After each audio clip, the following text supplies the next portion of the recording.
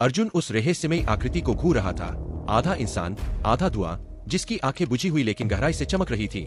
अगर रवि को ले जाना है, वह आकृति फिर बोली, तो अपने विश्वास की कुर्बानी दो।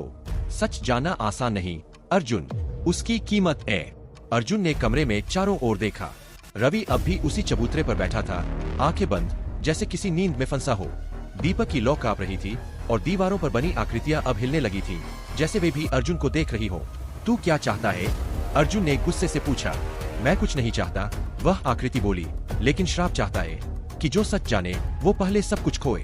तुम्हारे विश्वास, तुम्हारे डर और तुम्हारे सवाल, सबका त्याग जरूरी है।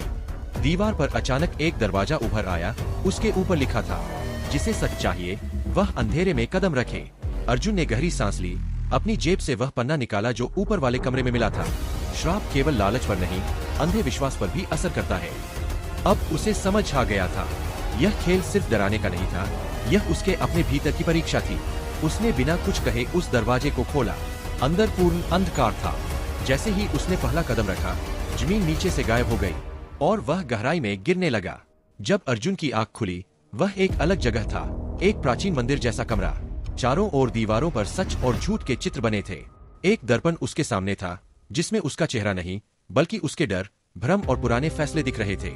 अगर रवि को चाहिए जीवन, तो अर्जुन को त्यागना होगा स्वयं का झूठ। एक आवाज गूंजी। अर्जुन ने उस दर्पण की ओर देखा और जोर से बोला, मैं मानता हूँ कि मैं डरा हुआ था, कि मैं अंधे विश्वास में था, लेकिन अब मैं खुद सच बनूंगा। दर्पण चटक गया, कमरे में उजाला फैल गया। जब अर्जुन ने आंखें खोली, वह वापस उसी कमरे में था। रवि की आंखें अब खुल चुकी थी। भैया, आप आ गए, रवि ने थरथराती आवाज में कहा। अर्जुन ने उसे गले लगा लिया। धुएं की आकृति अब नहीं थी, बस हवा में हल्की खुशबू और दीवार पर एक नई पंक्ति, सच वही है जो डर के बाद भी कहा जाए। क्या हवेली अब भी उन्हें जाने देगी?